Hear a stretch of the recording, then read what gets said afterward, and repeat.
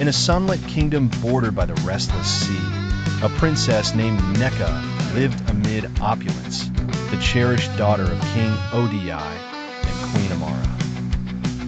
Draped in silk and jewels, she dazzled at court, but her eyes bore the shadow of longing that could not be quieted by luxury.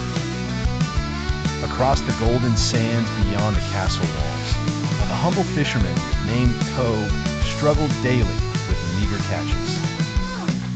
Though his hands were rough and his pockets were empty, Tob's heart overflowed with hope, laughter, and courage. He spoke kindly to the waves and the seabirds, always grateful for the simple wonder of another sunrise.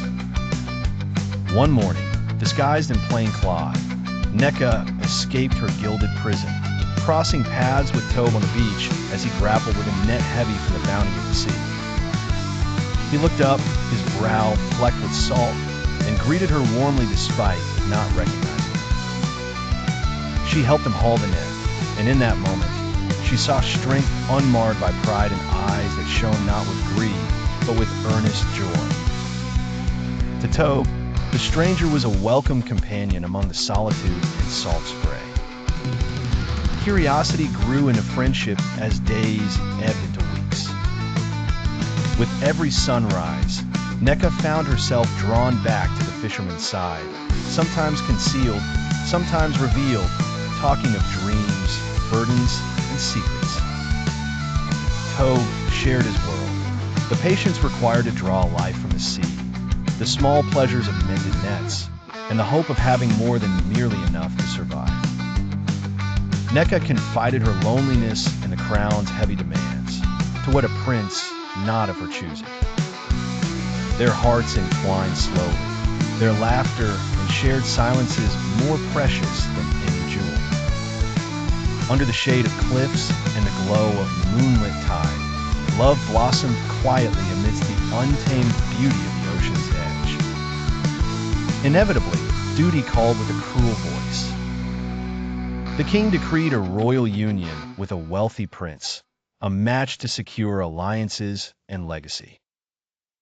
Neca's spirit faltered, torn between love's quiet promise and the ancient pull of obligation.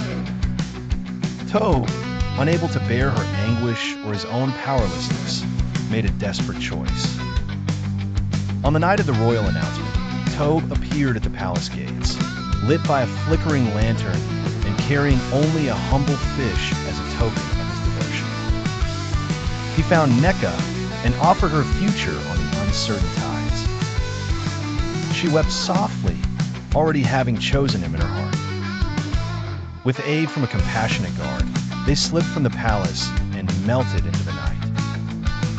The two lovers set sail before dawn, guided by moonlight and Tob's steady hand. They landed at a hidden cove, far from the fury that erupted in the capital.